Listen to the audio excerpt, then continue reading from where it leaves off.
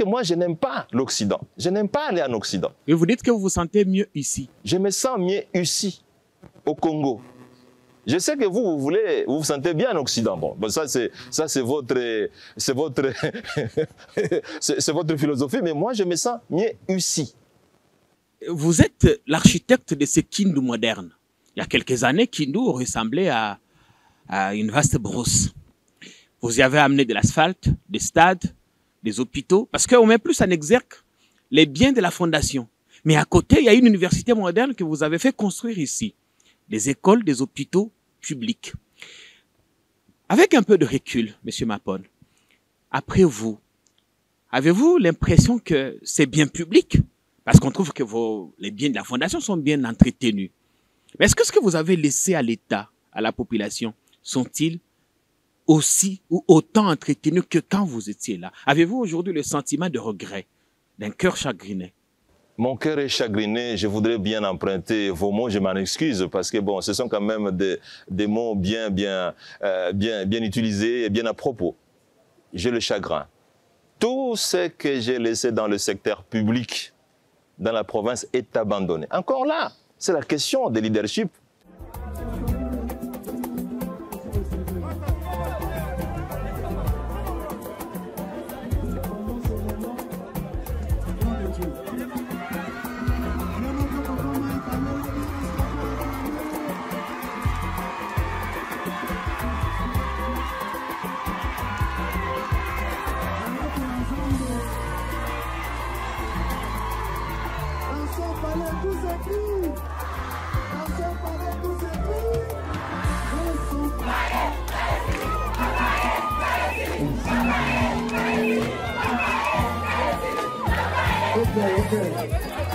Est-ce que pour l'ensemble de nous retomber dans le cours du polo, je pense que le président de l'État est sous la réunion de tout le monde ici, ça peut ça, pour ça, il faut l'uniforme, pendant le site, pendant tout ça, maman, qui a partagé une petite exhortation. J'aimerais qu'avant que nous ensemble la vie de notre moment, ne chante pas la victoire avant la guerre. Mais laisse-moi te dire que la foi nous exige de chanter la victoire, même quand on n'a pas encore touché. Si on aime ce que tu n'as pas encore touché, mais dans les spirituels, tu as déjà touché.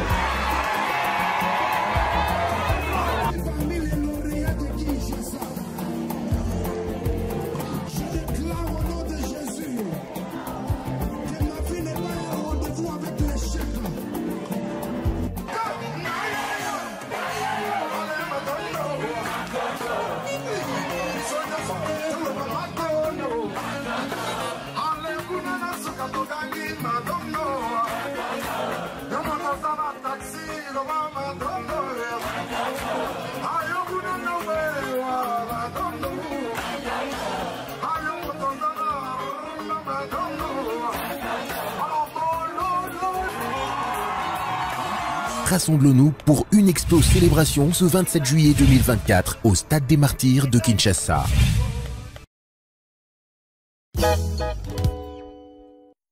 Non à la balkanisation de la République démocratique du Congo. Le Congo restera un et indivisible.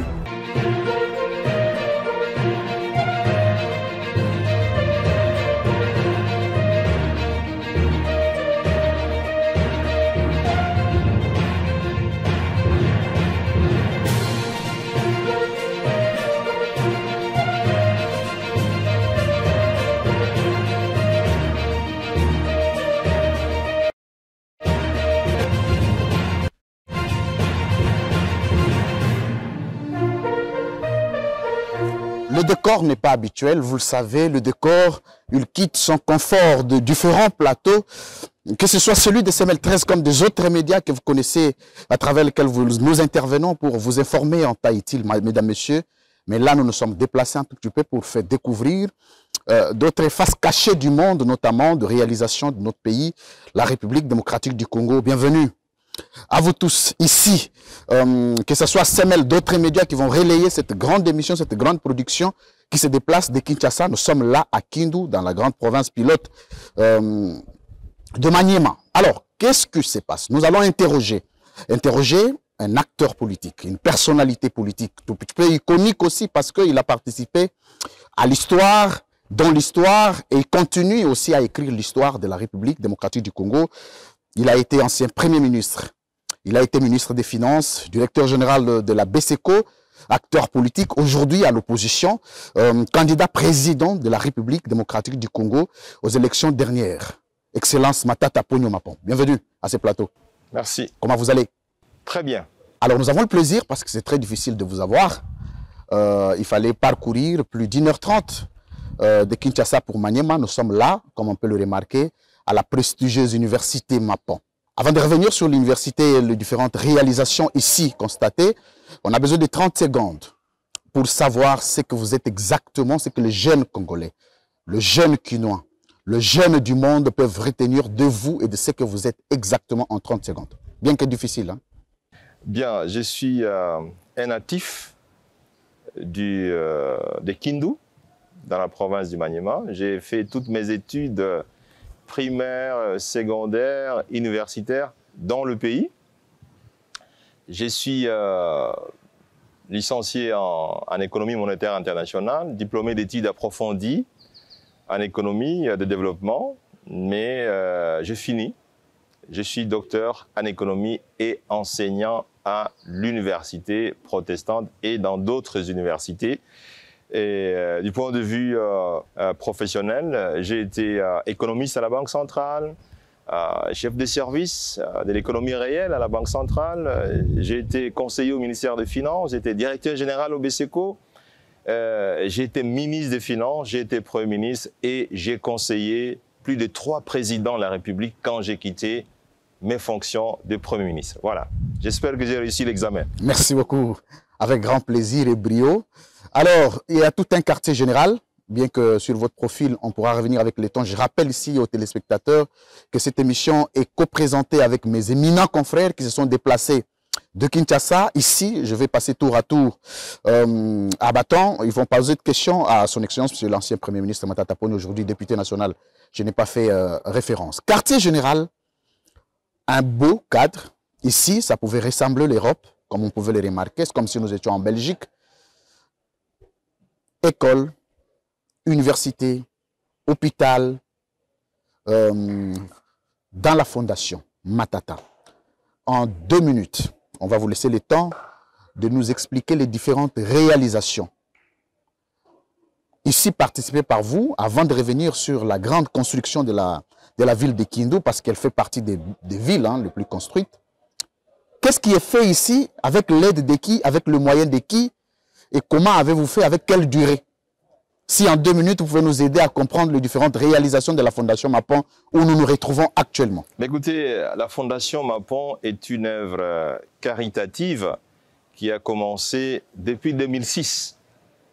Les gens ont tendance à croire que la Fondation Mapon a commencé, comme c'est le cas pour plusieurs acteurs politiques, a commencé avec mon arrivée au gouvernement. Non, ça a commencé en 2006 et mes activités étaient essentiellement dans la province du Congo central.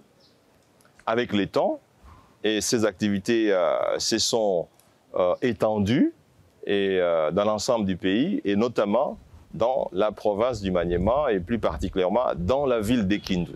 Quelles sont les activités qui concernent la Fondation Mapon? Vous avez d'abord l'école primaire.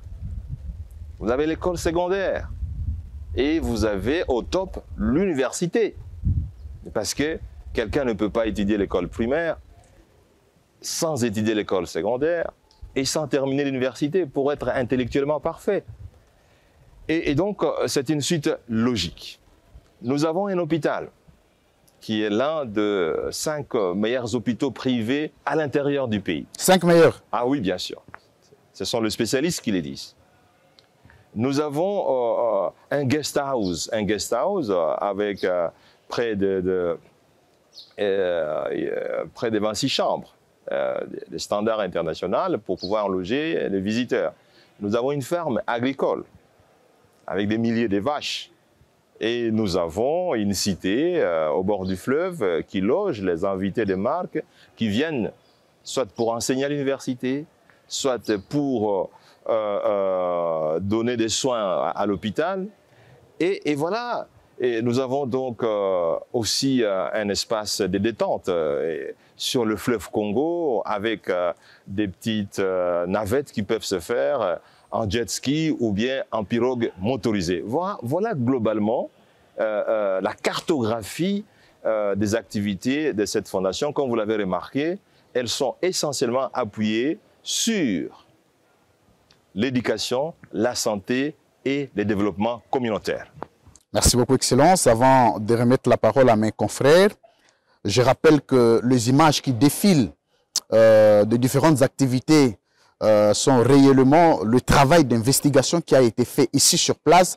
Quand on parle des écoles dont on s'est illustré, il n'est donc pas question de la démagogie. Monsieur l'ancien Premier ministre Matata Ponyo, combien d'années il avait fallu pour bâtir la Fondation Mapon avec toutes les activités y compris? Plus de 10 ans, parce que les gens peuvent croire que j'ai commencé à travailler sur ces infrastructures pendant que j'étais Premier ministre ou pendant que j'étais ministre des Finances. Je vous ai dit que la Fondation Mapon remonte en 2006.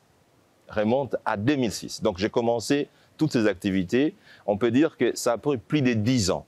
On ne construit pas un espace aussi varié pendant 5 ans ou pendant 7 ans. Mais c'est un long processus et c'est une dédication, c'est du sacrifice, c'est de la passion, c'est de l'amour. Merci beaucoup, Excellence Matata Ponyo Mapon. Merci pour cette intervention magistrale. Vous allez vous livrer à un exercice de questions-réponses avec mes confrères qui se sont déplacés de Kinshasa avec moi. Je suis avec Madame Nicole Pochot de Congo Web. Bienvenue. Merci, cher confrère Louis France, de m'avoir accordé la parole. Bonjour à Monsieur Matata. Bonjour, Nicole. Vous avez tenu à ce qu'on vous appelle bien sûr, Monsieur avec Matata. Plaisir. Oui. Bien, alors ici, on se retrouve à l'université Mapon. Alors, ma première question, parmi vos réalisations à Kindu, votre ville natale, il y a cette université Mapon qui fait couler beaucoup d'encre et des salives, vous le savez, hein, il y a trop de polémiques là-dessus. Alors, que répondez-vous à ceux qui disent que l'argent qui a financé sa construction vient du détournement de fonds de Boukangalonzo? D'abord, c'est une honte. Moi, je pense que si moi j'étais de la presse, je n'aurais même plus posé cette question parce que c'est une honte. Une honte pourquoi? Parce que quand vous arrivez à l'entrée de cette université, vous trouvez une plaque qui reprend les noms de tous les donateurs. Ça, c'est de un. Et ce sont des donateurs connus. Des entreprises minières, des entreprises commerciales, des entreprises bancaires et aussi des individus. 2. Il y a un audit qui a été réalisé par une entreprise d'audit internationale sérieuse, PricewaterhouseCoopers, qui certifie l'origine et l'utilisation de chaque dollar. Les rapports d'audit existent.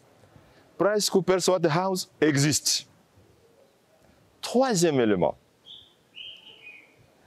il y a l'entreprise qui a construit cette université.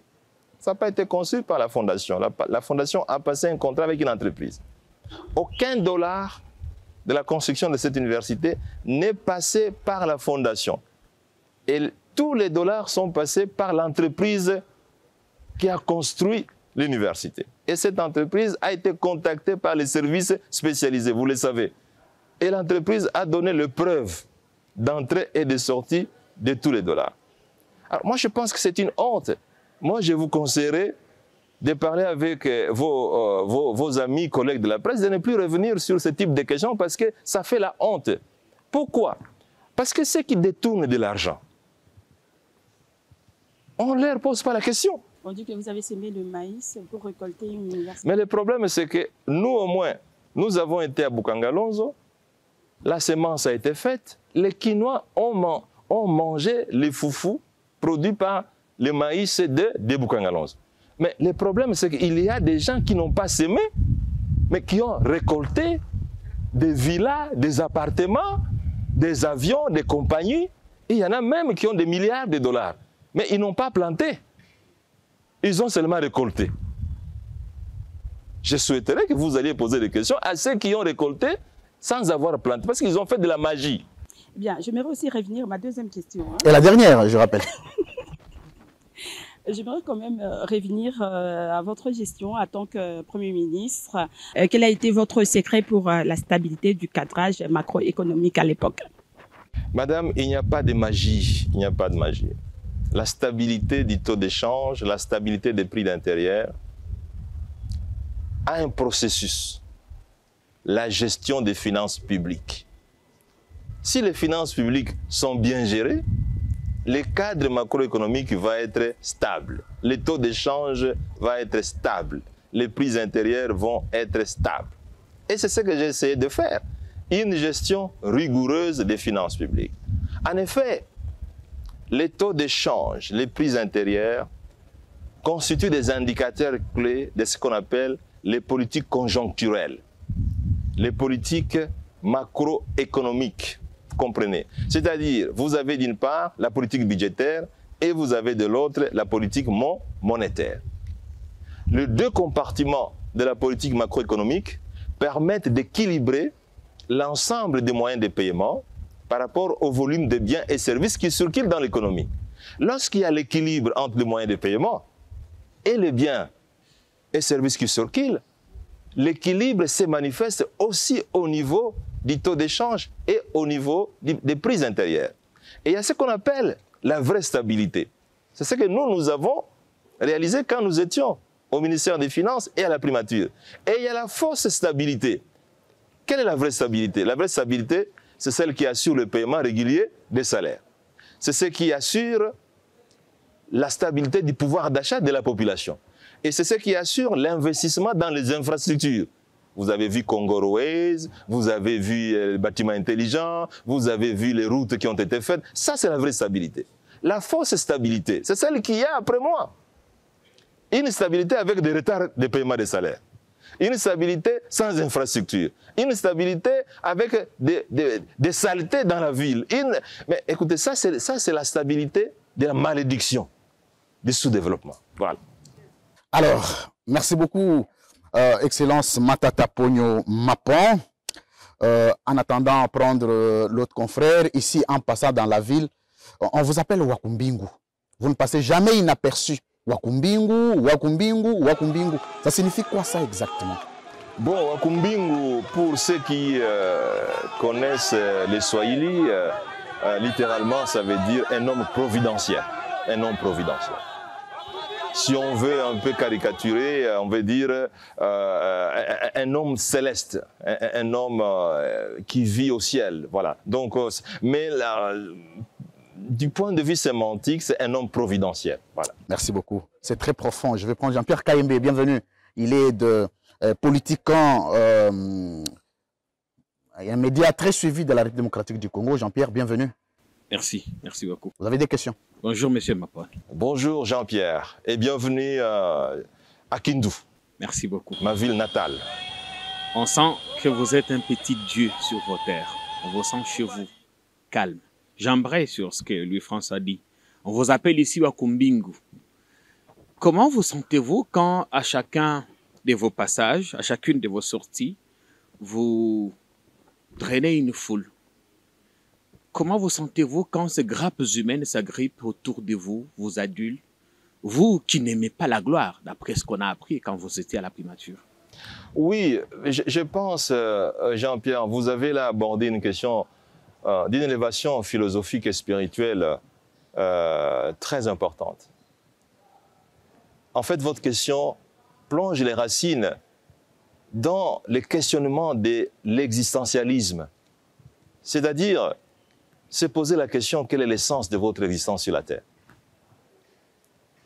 Et je crois, quand vous cherchez des réponses, même dans des livres aussi lus, comme la Bible, comme le Coran, vous trouvez des réponses claires et nettes. L'essence de la vie d'une personne sur la Terre, c'est d'être utile à la communauté. C'est de servir les autres. c'est de contribuer à l'amélioration des conditions de vie de la majorité. Voilà ce que nous avons essayé de faire quand nous étions au gouvernement, comme ministre des Finances et comme Premier ministre.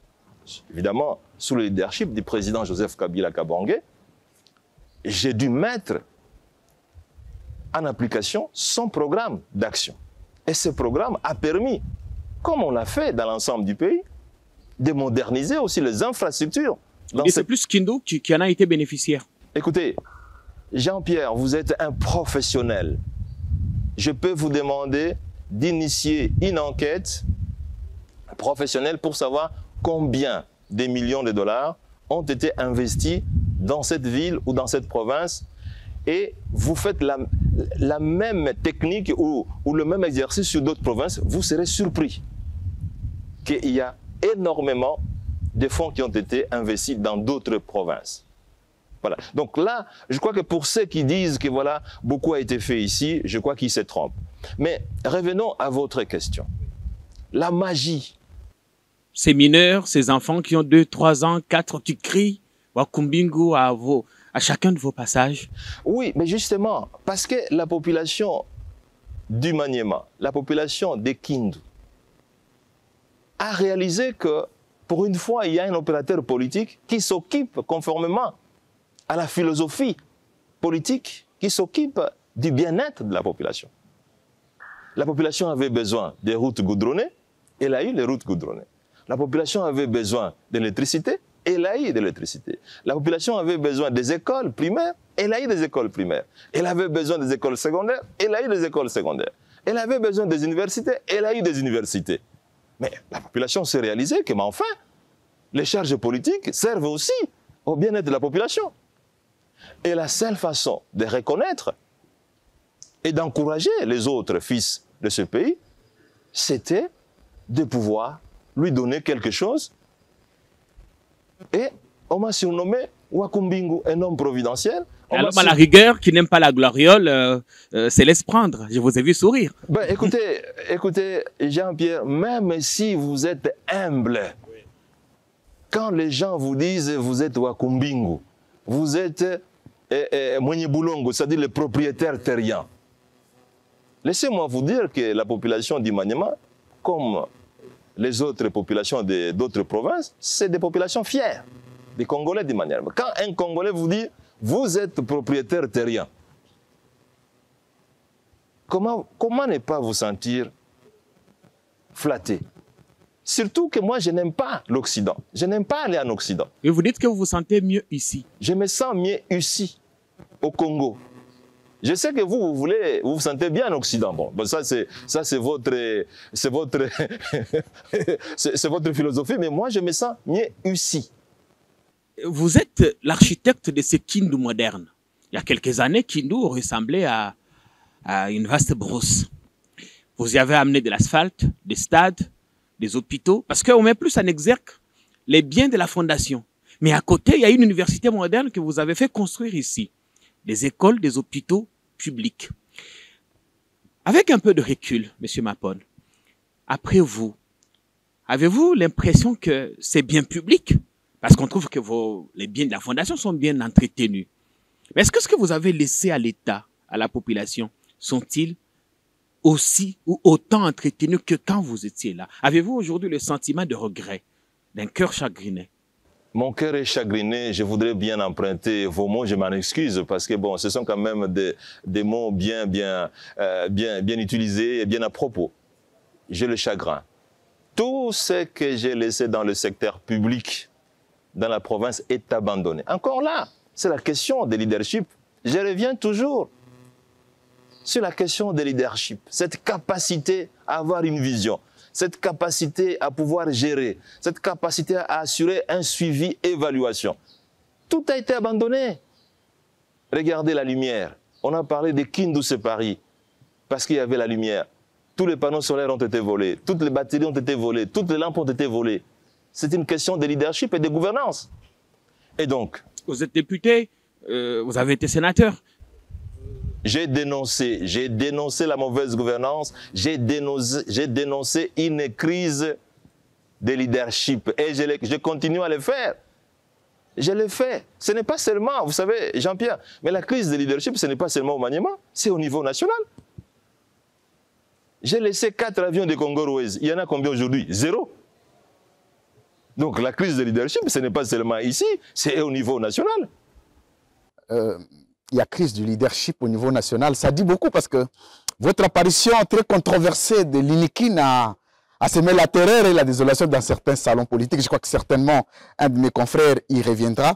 Mais ça, c'est le secteur privé qui est le vôtre. Public, qu'est-ce que vous avez fait? Parce que quand vous construisez une université privée, en soi, pour l'État, il fallait aussi avoir une autre université. Ça ne profite qu'à vous-même, par exemple. Mais pour le secteur de l'État public, qu'est-ce qui a été fait dans ce sens? Je voudrais nuancer Louis-France. Je sais que vous êtes un professionnel. Cette université ne profite pas à M. Matata. Cette université profite à la nation congolaise. Ce sont les jeunes Congolais, les filles et garçons qui étudient ici dans cette université élitiste. Une université qui privilégie la qualité, non pas la quantité.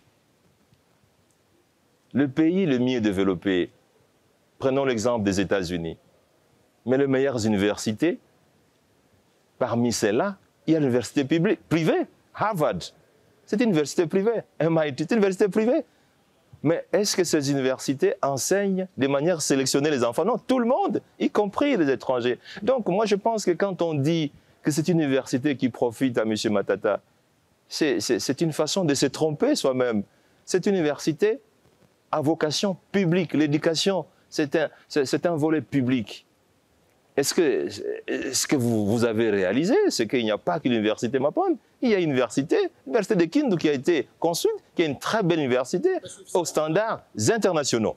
Merci beaucoup. Je vais présenter, il s'agit de Madame Naomi Mbondi, de Six Télévision. Bienvenue, chère consoeur. Merci beaucoup, cher confrère. Vous avez bien voulu reprendre la parole justement, en vous-même. Justement, j'ai voulu intervenir par cette question de vos réalisations au niveau privé, de votre fondation Mapon. Mais nous avons justement enquêté, nous avons appris qu'il y a également des réalisations faites de votre passage depuis les BCECO, des ministères des Finances, jusqu'à la primature. Mais cela n'est pas mis en exergue.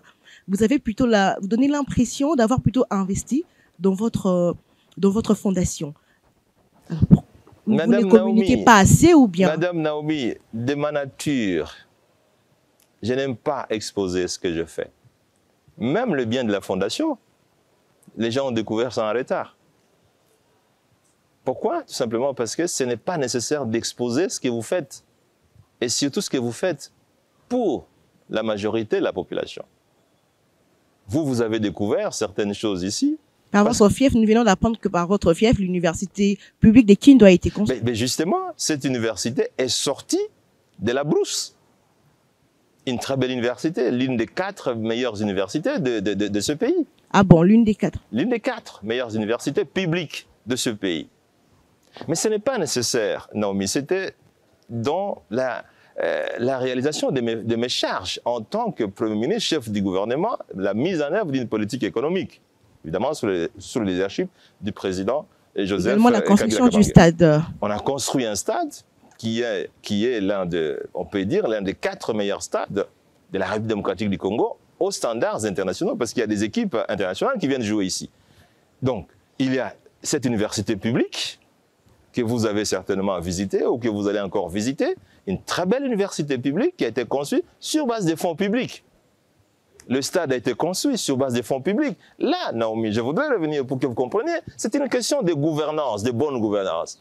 Quand les gens parlent de 14 milliards, mais ça ne veut rien dire. Est-ce que ces 14 milliards sont bien utilisés? D'abord, ce n'était même pas 14 milliards, c'est 9 milliards. Et quand vous recevez des aides extérieures, quand moi j'étais Premier ministre, Naomi, peut-être vous ne le savez pas, on n'a reçu aucun fonds budgétaire, ni du FMI, ni de la Banque mondiale, ni de la BAD.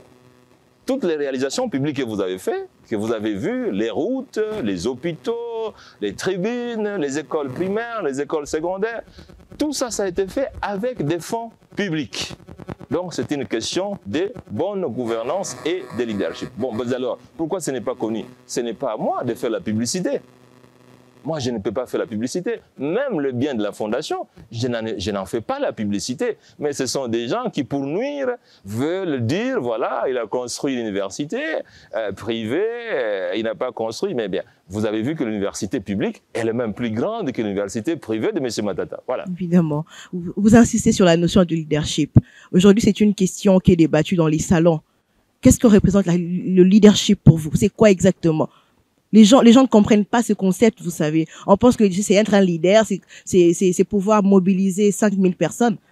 Mais qu'est-ce que représente le leadership pour M. Matata? Le leadership, c'est le secret du progrès de l'humanité. Aucun pays au monde ne s'est développé sans leadership. Aucune famille au monde ne s'est développée sans leadership. Aucune entreprise ne s'est développée sans leadership. Qu'est-ce que c'est le leadership? Le leadership, c'est cette capacité d'un individu ayant une vision, ayant un idéal, partagé avec la majorité, exerce une influence au travers l'inspiration, au travers la conviction de la majorité pour atteindre de manière rationnelle des objectifs communs. Et c'est ça qui manque dans ce pays. C'est ça qui manque, Naomi. Et je sais que vous vivez aussi dans ce pays, vous le réalisez que ça manque. Hein? Quel que soit le type de modèle économique que vous pouvez avoir, industrialisation, développement par l'intérieur, développement par l'extérieur, s'il n'y a pas de leadership, il ne peut pas y avoir de progrès. Voilà la potion magique aujourd'hui, c'est le leadership, que vous le vouliez ou pas. Et c'est ce que nous avons exercé quand nous étions Premier ministre. Voilà. Merci beaucoup. Excellence Matata Ponyo, merci beaucoup à ma consoeur Naomi Mbonzi.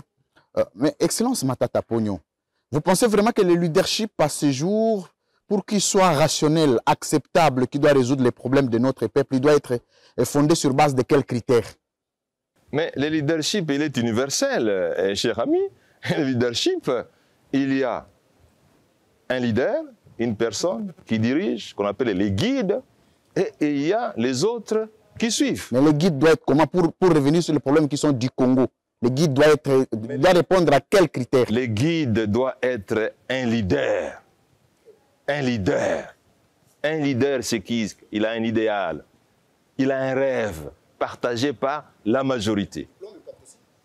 Bon, écoutez, le diplôme peut compter, mais il n'est pas un élément déterminant. Vous savez, le président Lula, il n'a jamais un diplôme d'État. C'est un autodidacte. Mais il a absorbé pendant son mandat 30% de pauvreté des Brésiliens. 30% des Brésiliens ont quitté la pauvreté. Donc le diplôme n'est pas un élément déterminant. Mais vous devez être compétent.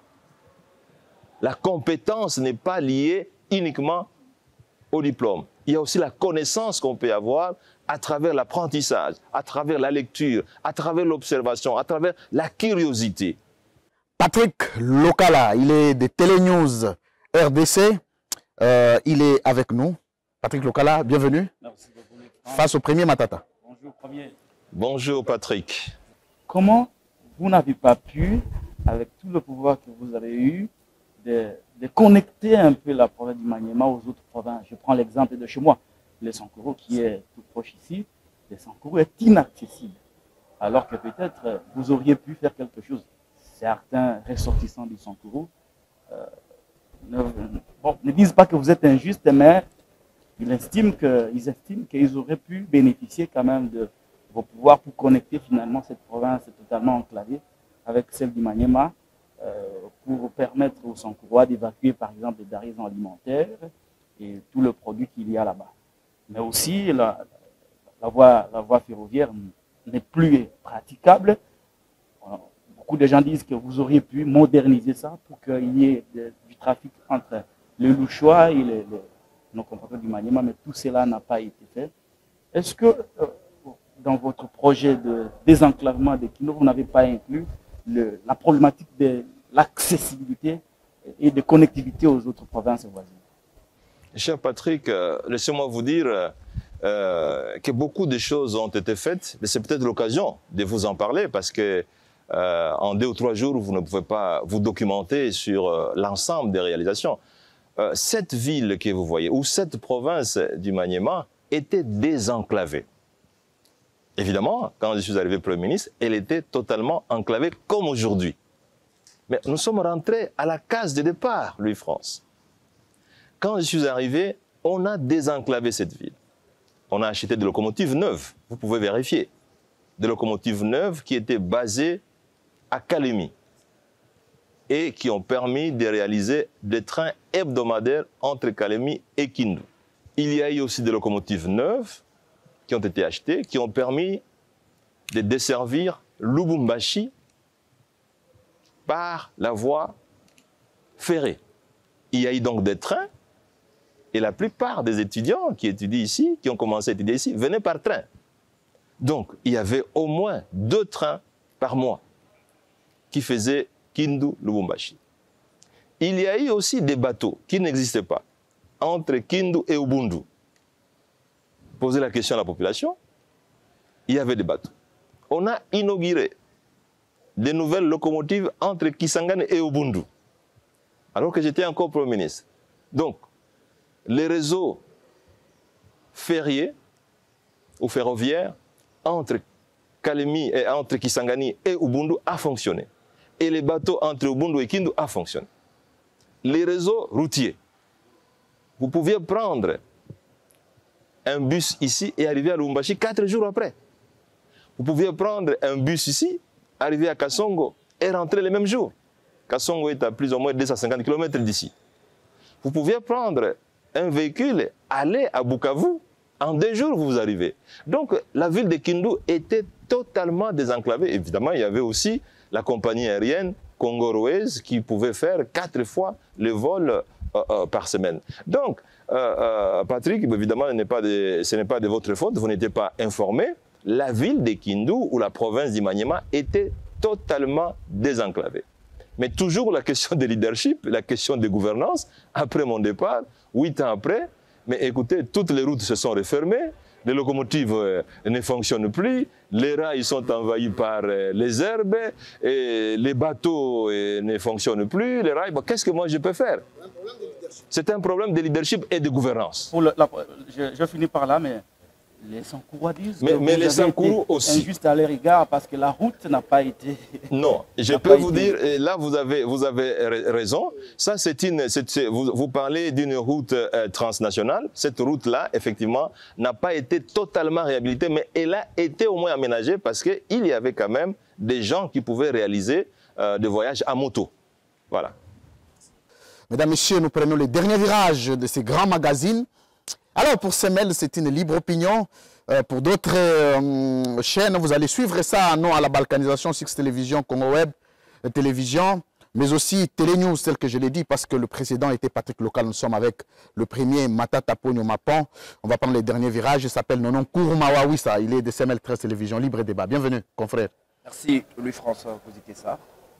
Premier, bonjour. Bonjour. Alors, nous allons un peu changer de secteur parce que ce secteur s'avère très important pour les Congolais. Il s'agit de la défense et de la sécurité des Congolais.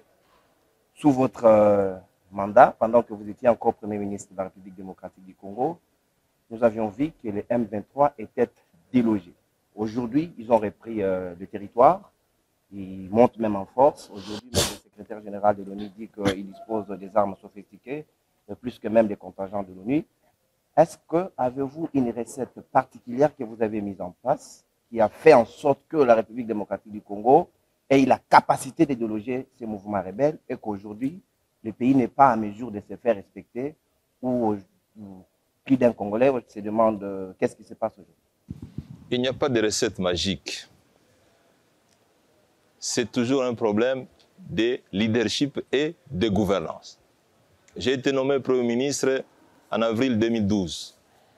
Au mois de mai 2012, je me suis retrouvé à Bunagana, qui n'était pas encore occupé. J'ai échangé avec les militaires qui étaient au front.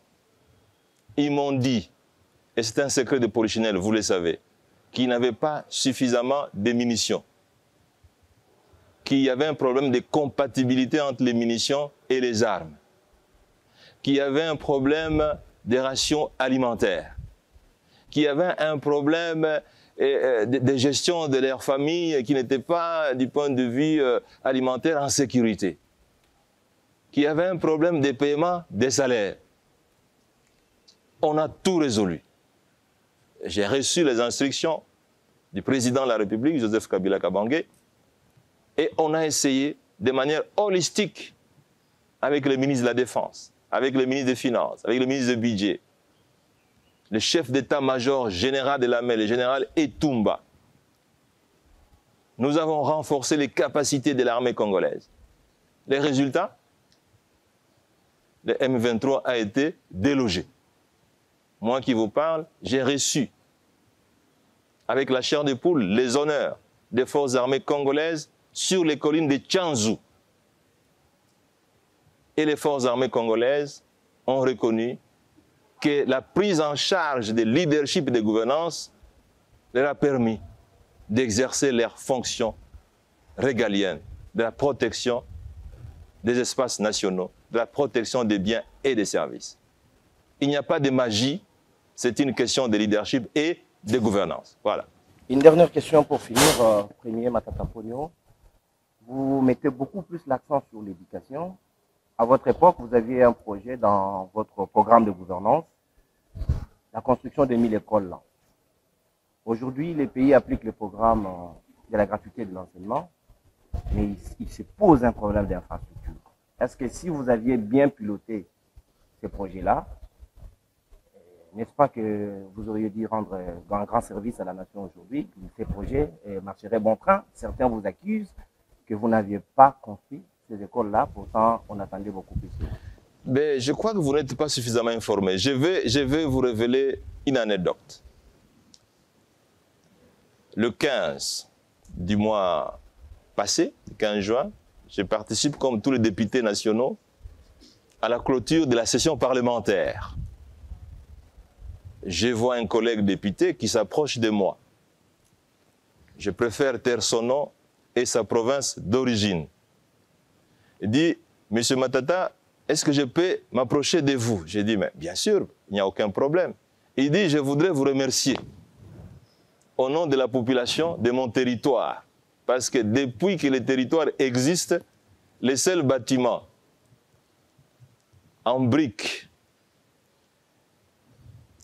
les seuls bâtiments en tôle, c'est le bâtiment que vous avez construit pour une école.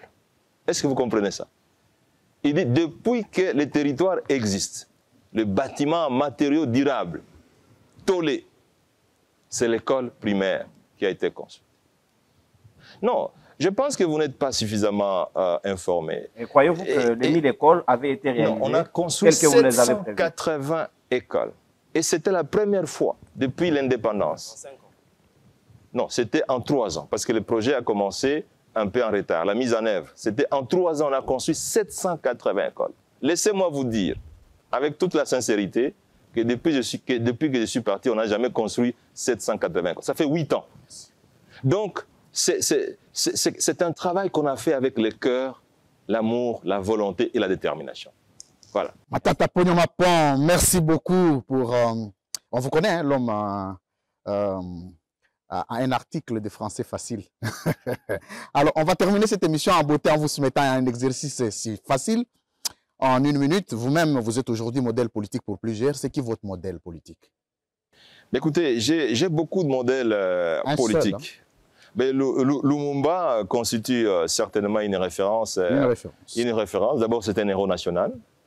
Il avait la passion pour ce pays. Merci. Il a parlé de l'indépendance économique pour ce pays. Jusqu'aujourd'hui, nous sommes colonisés du point de vue économique. Bon, c'est une mauvaise colonisation, parce que c'est une colonisation des Congolais par les Congolais eux-mêmes. Merci. Alors, une dernière, c'est là où on terminait complètement cette émission.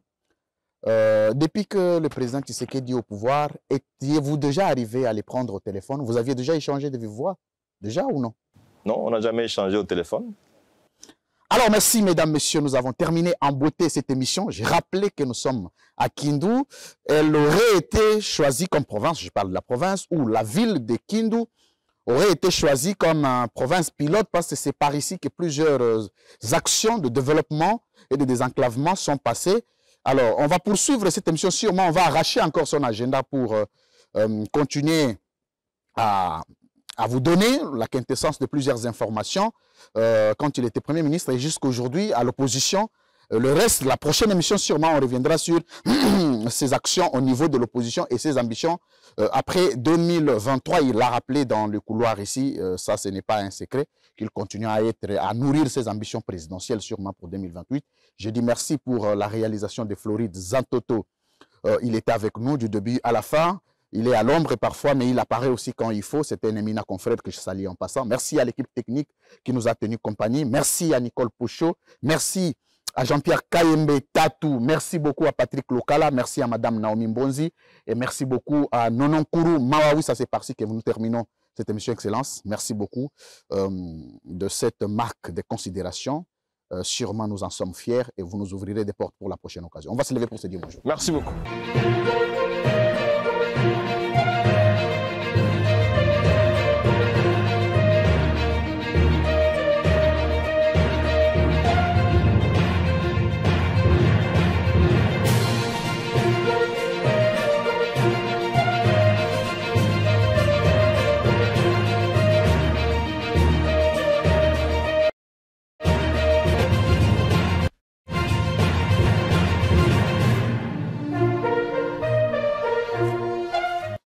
Après un temps